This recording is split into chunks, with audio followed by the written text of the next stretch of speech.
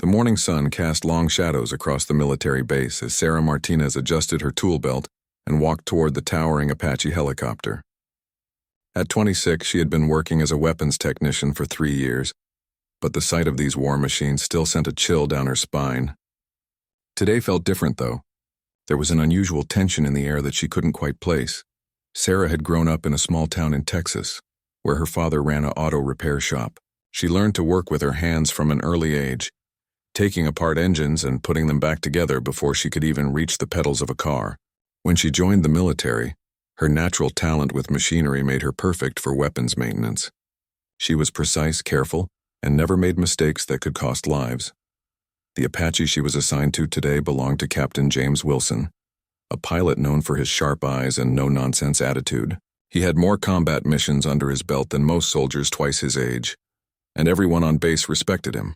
Sarah had worked on his helicopter before, but they rarely spoke beyond the necessary technical discussions. As she began her inspection routine, Sarah noticed something odd. The missile guidance system had been tampered with. Not damaged exactly, but someone had been inside the compartment recently. The screws were slightly loose, and there were fingerprints on the metal casing that didn't match the usual wear patterns. Her heart began to race as she realized what this could mean. Sarah quickly opened her toolkit and began a thorough examination of each weapon system. Everything looked normal on the surface, but she had learned to trust her instincts. Something was wrong here, very wrong. She photographed everything with her phone, documenting each suspicious detail. The base had been dealing with security concerns lately, rumors of someone leaking information to hostile forces. The helicopter's weapon systems were incredibly sophisticated. Each missile could take out an entire building, and the chain gun could cut through armored vehicles like paper. If someone was sabotaging these systems, they could either prevent the weapons from working when needed, or worse, cause them to malfunction and hurt friendly forces. Sarah felt the weight of responsibility on her shoulders. As she worked, memories of her training flooded back.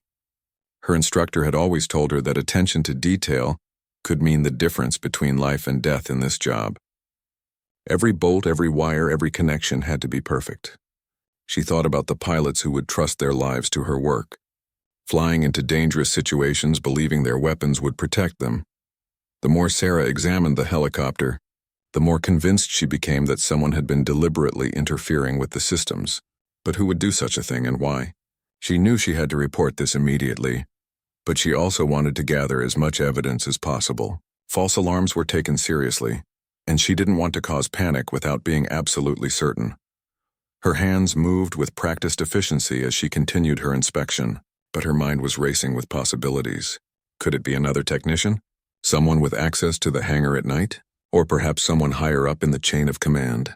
The thought that there might be a traitor among them made her stomach turn. Sarah had always prided herself on being thorough in her work, but today she was being extra careful. Every component was checked and double-checked. She made detailed notes about everything she found, knowing that this information might be crucial for the investigation that would surely follow. The safety of her fellow soldiers depended on her getting this right. As she worked alone in the hangar, Sarah couldn't shake the feeling that she was being watched. The space felt too quiet, too empty for a busy military base. She glanced around nervously but saw nothing out of the ordinary. Still, the feeling persisted, making her work even more carefully than usual. The Apache helicopter towered above her, its sleek black surface gleaming under the fluorescent lights. It was a beautiful machine in its own deadly way, designed for one purpose: to rain destruction on America's enemies. But in the wrong hands or with the wrong modifications, it could become a weapon against the very people it was meant to protect. Captain James Wilson arrived at the hangar earlier than scheduled, his flight suit crisp and his expression focused. He had that pre-mission intensity that all experienced pilots carried, but something else was bothering him today. Intelligence reports had been strange lately, suggesting possible security breaches on the base. He needed to make sure his bird was ready for whatever came next. When James entered the hangar, he immediately spotted Sarah working beneath his Apache. She was completely absorbed in her task, her small frame dwarfed by the massive helicopter. He had noticed her dedication before, how she treated every piece of equipment like someone's life depended on it. Because it did. "Martinez," he called out, his voice echoing in the large space. "How's she looking today?" Sarah jumped slightly, startled by his early arrival. She wiped her hands on a rag and looked up at him with concern written across her face. "Captain, I'm glad you're here. We need to talk." Something in her tone made James immediately alert. In his years of flying, he had learned to read people quickly, especially the technicians who kept him alive in the sky. Sarah's usual calm confidence was replaced with obvious worry. "What did you find?" he asked, walking closer to the helicopter. Sarah showed him the evidence she had documented. The loose screws, the unusual wear patterns, the signs that someone had been inside the weapon systems without proper authorization. She spoke quietly but firmly, explaining each detail with the precision of someone who knew their job inside and out. James listened carefully, his expression growing more serious with each revelation. He had suspected something like this might happen. The intelligence briefings had mentioned possible infiltration, but he hadn't expected it to hit so close to home. His helicopter, his weapons, his mission could all be compromised. "Have you reported this yet?" he asked. "I wanted to be completely sure before I raised the alarm," Sarah replied. "But I'm certain now. Someone has been tampering with these systems." As they talked, James found himself studying Sarah more closely than he ever had before. He noticed how carefully she explained each piece of evidence, how her hands moved with absolute certainty as she pointed out the problems. There was something about her focus and dedication that impressed him, but then something caught his eye that made him freeze completely. As Sarah reached up to point out damage on a higher component, her sleeve slid back slightly, revealing the edge of a tattoo on her wrist. It was small, almost hidden, but James's sharp pilot eyes caught the distinctive design. His blood ran cold as he recognized the symbol. It was a compass rose with specific markings around it, a design he had seen before in classified intelligence reports. The reports that described how enemy agents identified themselves to each other. The tattoo that marked someone as belonging to a hostile intelligence network. James felt the world shift around him. The woman he had been trusting with his life, who had access to all his helicopter's weapon systems, who was now claiming to have discovered sabotage, might be the saboteur herself. Was this all an elaborate cover-up? Had she been the one tampering with the systems, and now she was trying to throw suspicion elsewhere? His training kicked in immediately. Never reveal what you know until you're sure. Gather more information. Stay calm. Don't let the suspect know they've been discovered. "Show me exactly what you found," he said, keeping his voice steady while his mind raced with possibilities. Sarah continued her explanation, unaware that everything had changed. She pointed out each suspicious detail with the same careful attention she had shown before, but now James was seeing everything differently. Was she showing him evidence of her own sabotage? Was this her way of establishing an alibi? The tattoo was partially hidden again, but James had seen enough. The compass rose design with its specific markings was unmistakable. According to the intelligence reports, these tattoos were given to deep cover agents, people who spent years building trust before activating their real mission. As Sarah talked, James studied her with new eyes. How long had she been on the base? How many helicopters had she worked on? How many missions had she potentially compromised? The questions multiplied in his mind, each one more disturbing than the last. But there was another possibility that James had to consider. What if Sarah was exactly what she appeared to be? A dedicated technician who had discovered real sabotage. What if someone else on the base had the same tattoo? What if the enemy network was larger than anyone suspected, and Sarah had stumbled onto their operation? The compass rose tattoo could mean she was the enemy, or it could mean she was in terrible danger from the real enemies who would do anything to protect their secret. Either way, James knew he was standing in the middle of something much bigger than a simple maintenance check. "Martinez," he said carefully, "I think we need to get security involved in this immediately." Sarah nodded, relieved that he was taking her concerns seriously. She had no idea that her life had just become much more complicated, or that the pilot she trusted was now wondering if she was friend or foe. James's mind worked rapidly as he tried to decide his next move. Should he call security immediately and risk exposing Sarah if she was innocent? Or should he try to learn more first? The wrong choice could mean disaster either way. If Sarah was a spy, delaying could give her time to escape or complete whatever mission she was on. If she was innocent, calling security might put her in danger from the real enemies. "Before we call security," James said slowly, Let me take a closer look at what you found. I want to understand exactly what we're dealing with. Sarah seemed pleased that he was taking her concerns seriously. She began showing him each piece of evidence again, explaining her reasoning in detail.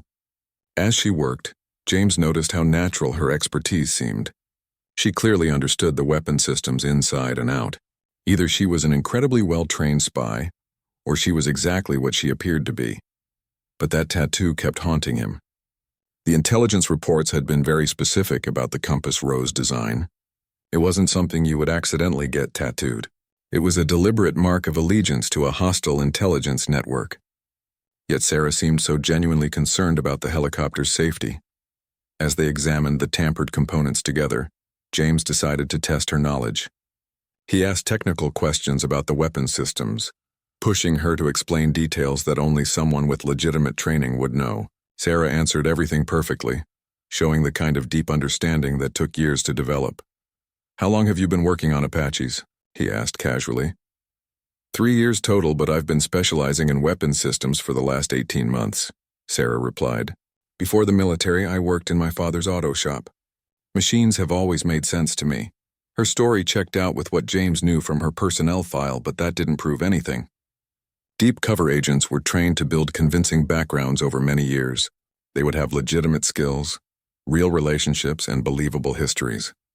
As they worked, James noticed something else about Sarah's tattoo. In the better light of the hangar, he could see more of the design. There were additional elements around the compass rose that he hadn't noticed before, small details that might change everything. Looking more carefully, James realized the tattoo might not be exactly what he had thought. The compass rose was there, but the surrounding elements were different from what the intelligence reports had described. There were small symbols that looked more personal than operational, possibly representing places or people important to Sarah. Doubt began creeping into James's certainty. What if he had jumped to the wrong conclusion? What if the tattoo was similar to the enemy design but not actually the same thing? He had seen it for only a brief moment, and his mind had been primed by the security briefings to look for threats everywhere. "Martinez," he said carefully. "That's an interesting tattoo on your wrist. What does it represent?" Sarah looked down at her wrist, seeming surprised that he had noticed. "Oh, that. It's a compass rose with coordinates of my hometown built into the design. I got it when I deployed for the first time, to remind me of home." She pulled back her sleeve to show him the complete design. Now James could see that what he had thought were enemy markings were actually geographic coordinates, and small symbols representing local landmarks from Sarah's hometown. The compass rose itself was similar to the enemy design, but the overall tattoo was completely different. Relief flooded through James, followed immediately by embarrassment. He had nearly accused an innocent soldier of treason, based on a partial glimpse of a tattoo and his own paranoid assumptions. Sarah had been trying to protect him and his fellow pilots, and he had been ready to turn her in as a spy. But even as relief washed over him, James realized they still had a serious problem. If Sarah hadn't been tampering with the helicopter, then someone else had. The sabotage was real, and the saboteur was still out there, possibly planning their next move. "Sarah," he said, using her first name for the first time, "I think we're dealing with something bigger than we realized. Someone has definitely been inside these weapon systems, and if it's not maintenance related, then we have a real security problem." Sarah nodded gravely. "That's what I was thinking too. Whoever did this had to have access to the hangar, knowledge of the systems, and enough time to work without being disturbed. That narrows down the possibilities, but it also makes it more frightening."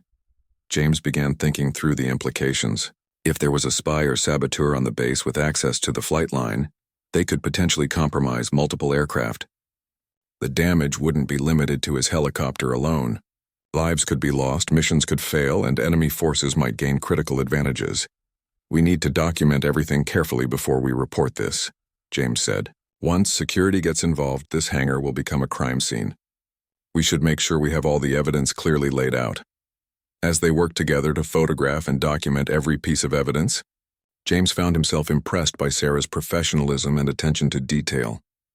She approached the investigation with the same careful precision she brought to her maintenance work. It was clear she understood the seriousness of the situation and wanted to make sure they got it right.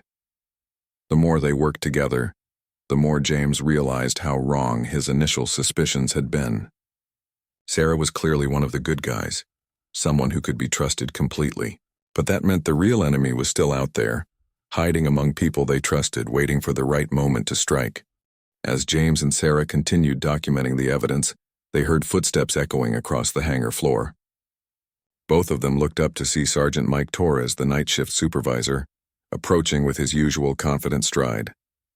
Mike had been at the base longer than almost anyone else, and he knew every inch of the flight line. "Morning, Captain Wilson," Mike called out cheerfully. "Martinez, how's the bird looking today?" James and Sarah exchanged a quick glance. They hadn't discussed who to trust with this information, but Mike's arrival forced them to make a decision quickly. As the night supervisor, Mike would have access to the hangar during the quiet hours when sabotage would be easiest to carry out. But he was also someone who might have seen something suspicious during his rounds. "Mike," James said carefully, "we've found some irregularities with the weapon systems. Someone's been tampering with the equipment." Mike's expression immediately became serious. He walked over to examine what they had found, his experienced eyes taking in the details quickly. As someone who had overseen hangar security for years, he understood the implications immediately. "This is bad," Mike said grimly. "Really bad. How long do you think this has been going on?" Sarah showed him the evidence, explaining what she had discovered during her routine inspection. Mike listened intently, asking technical questions that showed he understood the weapon systems almost as well as she did. His concern seemed genuine, and his questions were exactly what James would expect from someone trying to understand the scope of the problem. But as they talked, James noticed something that made him uncomfortable. Mike seemed to know a lot about the specific components that had been tampered with, more than a supervisor would normally need to know about weapons systems, and some of his questions seemed designed to find out how much Sarah had discovered, rather than to understand the situation better. "Have you reported this to security yet?" Mike asked. "We were just finishing up the documentation," James replied, watching Mike's reaction carefully. "Good thinking," Mike said. "You want to have all the facts straight before you bring in the investigators. They'll want to know exactly what happened and when." Something about Mike's response bothered James, though he couldn't quite put his finger on what it was. Maybe it was the way Mike seemed more focused on the investigation process than on the immediate security threat. Or maybe it was how quickly Mike had accepted that sabotage had occurred, without questioning Sarah's conclusions. Sarah, meanwhile, was explaining her discovery process to Mike in detail. She showed him exactly where she had found each piece of evidence and described the timeline of her inspection.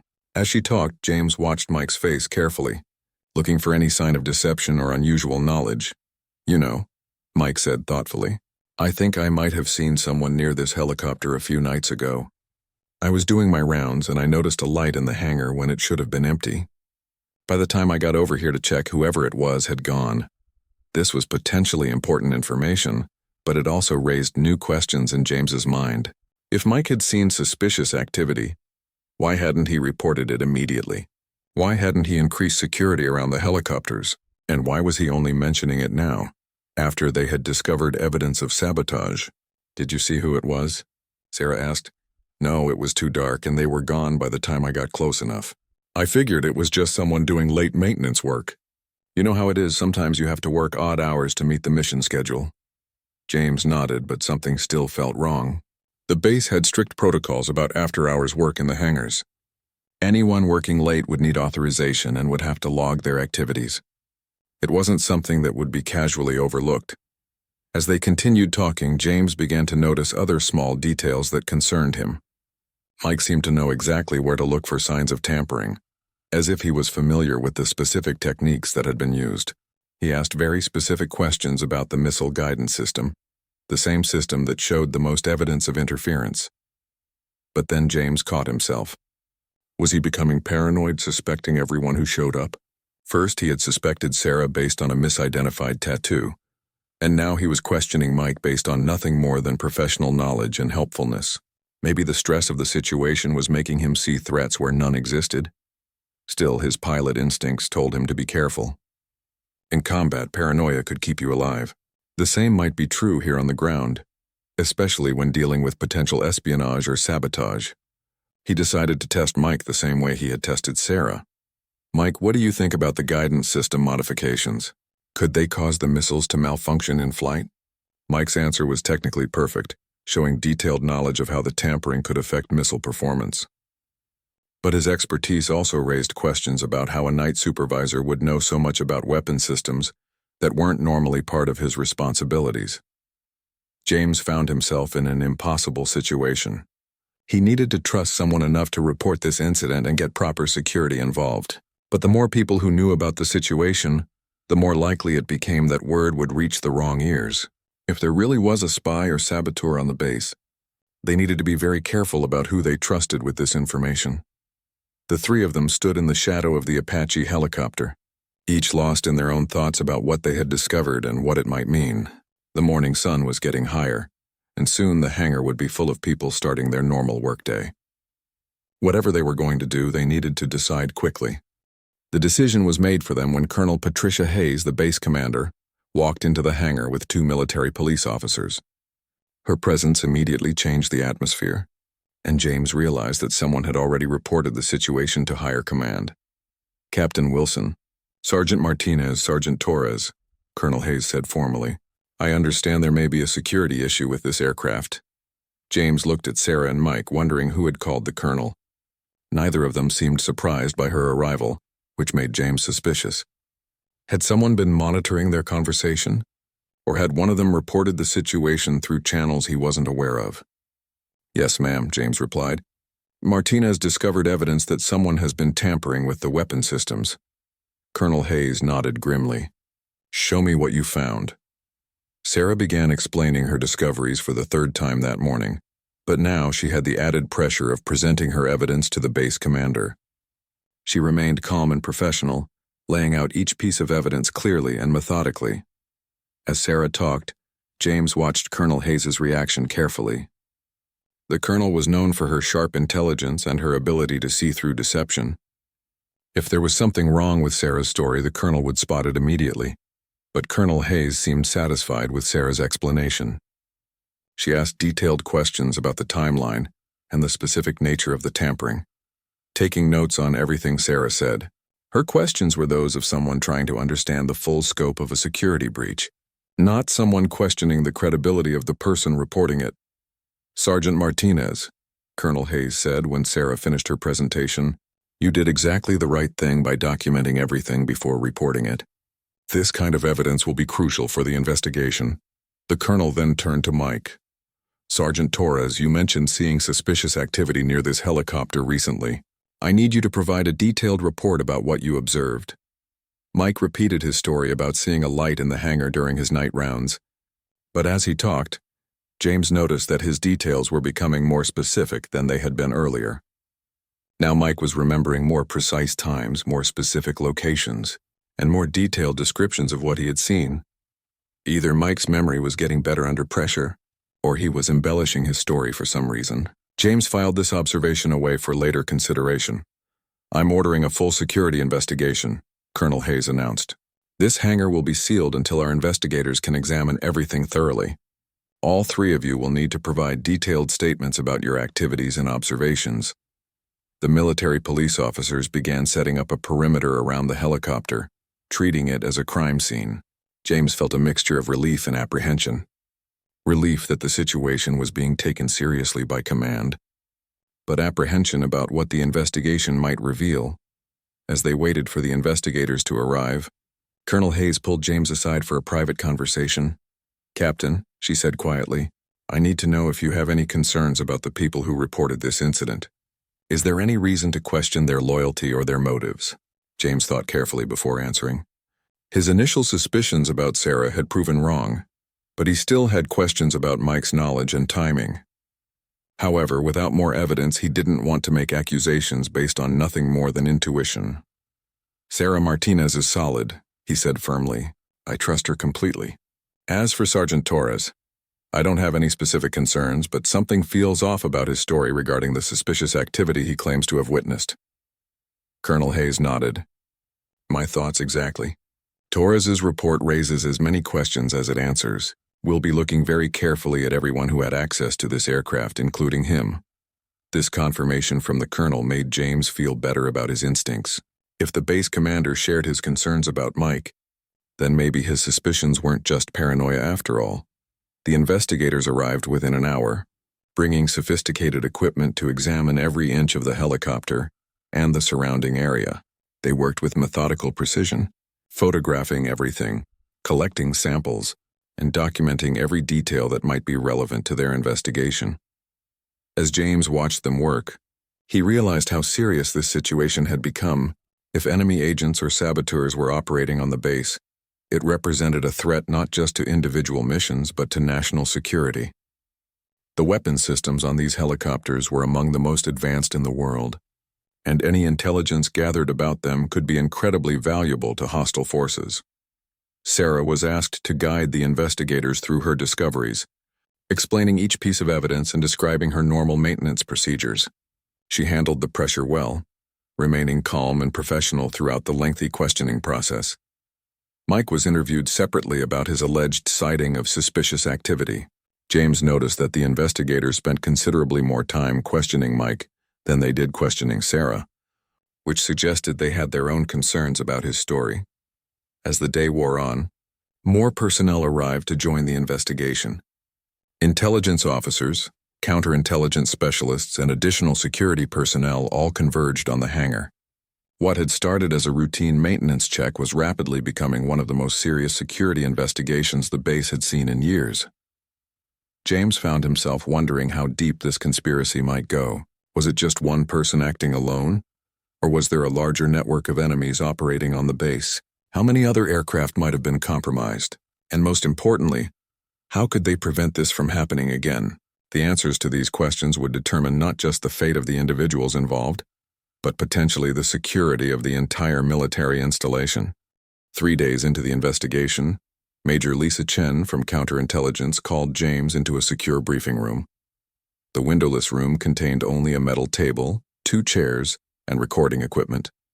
The serious atmosphere told James that significant developments had occurred since the hangar had been sealed. "Captain Wilson," Major Chen began, "we've made substantial progress in our investigation, and I need to share some information with you that must remain strictly confidential."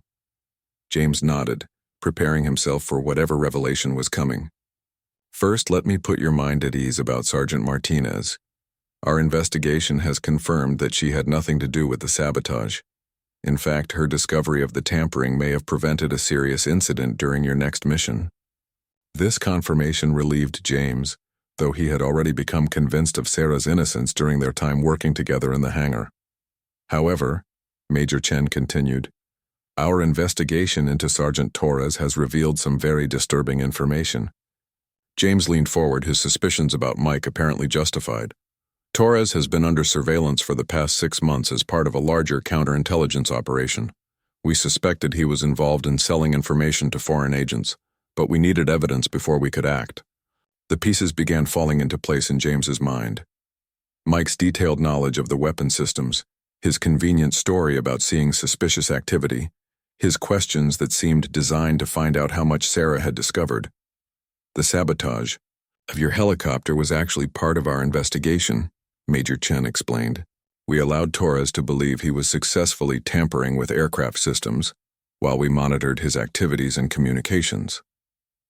James felt a chill as he realized how close he had come to flying a potentially compromised aircraft. "Are you telling me that you knew my helicopter had been sabotaged and you were going to let me fly it?" "Absolutely not," Major Chen said firmly. "The modifications Torres made were designed to look dangerous but were actually harmless. We couldn't risk anyone getting hurt, but we needed him to believe his sabotage was successful, so he would continue his activities under our observation." This explanation made James feel somewhat better, but he was still disturbed by how much he hadn't known about what was happening around him. "Torres was planning to photograph the results of his sabotage after your next flight," Major Chen continued. "He would have taken pictures of what he believed was battle damage caused by his tampering, then sold those images to prove the effectiveness of his sabotage methods." "But Sarah discovered the tampering before any of that could happen," James said. "Exactly. Her thorough inspection disrupted our operation, but it also gave us the evidence we needed to arrest Torres immediately, rather than continuing the surveillance." Major Chen showed James photographs that had been taken during the investigation. They showed Mike Torres meeting with individuals who were known foreign intelligence operatives, exchanging money for information about base security and aircraft capabilities. Torres has been selling information for over a year, Major Chen explained. Flight schedules, aircraft specifications, security protocols, personnel assignments. The damage he's caused to our operational security is extensive. James thought about all the times he had trusted Mike with sensitive information, all the conversations they had shared about missions and aircraft capabilities. The betrayal felt personal as well as professional. What about the other personnel who had access to the aircraft? James asked. How do we know Torres was working alone? We've conducted thorough investigations of everyone with access to the flight line, Major Chen replied. Torres appears to have been acting independently. His motivation was purely financial, not ideological, which made him easier to identify and isolate. The Major pulled out another file and showed James additional evidence that had been gathered during the investigation.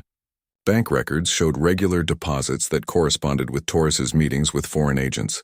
Communications intercepts revealed conversations about specific information Torres had provided. The good news is that we believe we've contained the security breach, Major Chen said. The bad news is that some sensitive information has already been compromised, and we'll need to change many of our operational procedures. James realized that this investigation would have far-reaching consequences beyond just Torres's arrest. Mission plans would need to be modified, security protocols would have to be upgraded, and trust within the unit would take time to rebuild. What happens to Torres now? James asked. He's been arrested and charged with espionage and treason. The evidence against him is overwhelming, so he'll likely spend the rest of his life in prison. James felt satisfaction that justice would be served, but also sadness that someone he had worked with and trusted could have betrayed not just him, personally, but all the soldiers whose lives depended on operational security. There's one more thing I need to tell you, Major Chen said. Your quick thinking and discretion during the initial discovery phase were crucial to the success of this operation. If you had reacted differently, Torres might have realized he was under suspicion and escaped before we could gather the evidence we needed.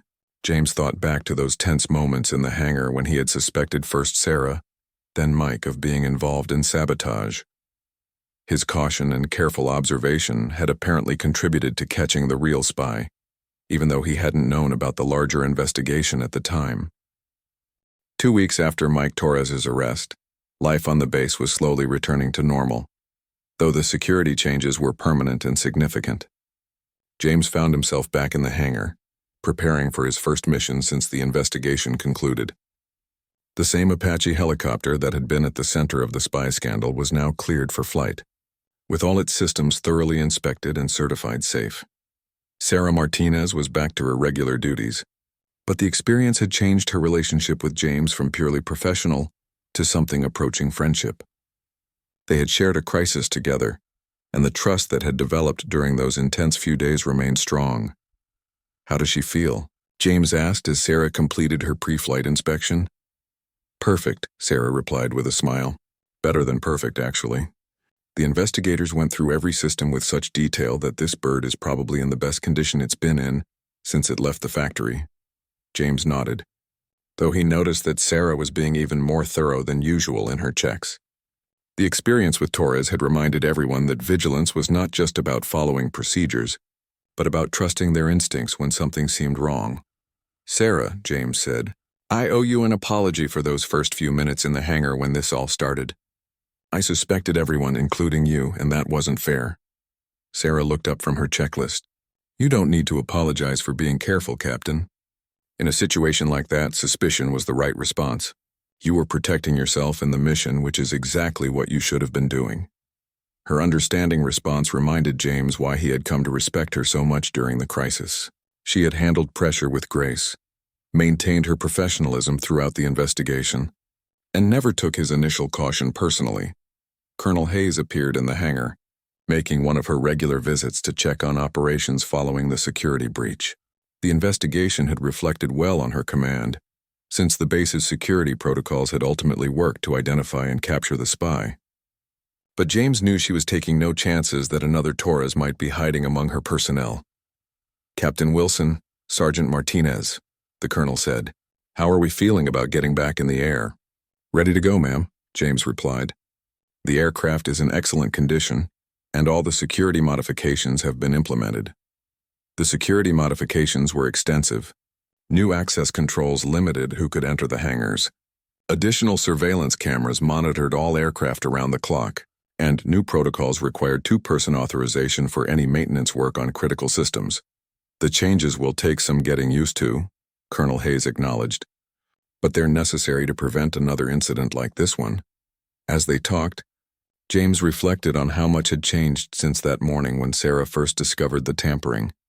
The base felt more secure now, but also more cautious. Everyone was more aware of the potential for threats from within their own ranks. "Colonel," Sarah said, "I've been thinking about ways to improve our inspection procedures. What if we implemented random secondary checks, where a different technician verifies critical maintenance work?" Colonel Hayes looked interested. "Explain that idea." "Well, if someone was trying to sabotage aircraft, they would need to know that their work wouldn't be discovered by routine inspections. But if they never knew when a second technician might double-check their work, it would make sabotage much more risky." James found himself impressed once again by Sarah's thoughtful approach to problems. She wasn't just focusing on following existing procedures, but thinking about how to improve the entire system. "That's an excellent suggestion, Sergeant," Colonel Hayes said. "I want you to work with our security team to develop a proposal for implementing that kind of random verification system." As the colonel left to continue her rounds, James and Sarah finished the pre-flight preparations. The mission ahead was routine, but James found himself looking at everything differently now. He was more aware of the people around him, more conscious of security protocols, and more grateful for the dedicated professionals like Sarah who kept him safe. "Ready for takeoff?" Sarah asked, stepping back from the helicopter.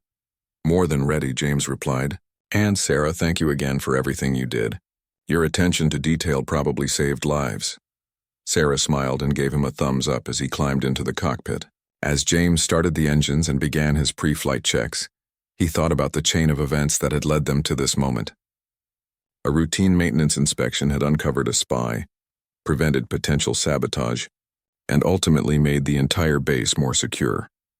The Apache helicopter lifted off smoothly, its weapon systems functioning perfectly under Sarah's expert care. As James flew toward his mission objectives, he carried with him a renewed appreciation for the people who supported his flights and the importance of trusting both procedures and instincts when something didn't seem right. Below him, Sarah watched the helicopter disappear into the distance, then returned to her work preparing the next aircraft. She had learned valuable lessons about vigilance and courage during the investigation, lessons that would guide her throughout the rest of her military career. The tattoo on her wrist caught the morning sunlight as she worked, its compass rose design reminding her of home and the values that had brought her to this moment. She had proven herself under pressure, earned the respect of her fellow soldiers, and helped protect the mission that was so important to all of them. In the distance, the sound of the Apache's rotors faded as James continued toward his objectives, confident in his aircraft, his mission, and the people who had made it all possible. The crisis had passed, the spy had been caught, and the base was stronger because of what they had all learned together. The morning sun climbed higher over the military installation, casting new shadows across the flight line where Sarah continued her work, ever vigilant for anything that might threaten the safety of the pilots who trusted their lives to her expertise and dedication.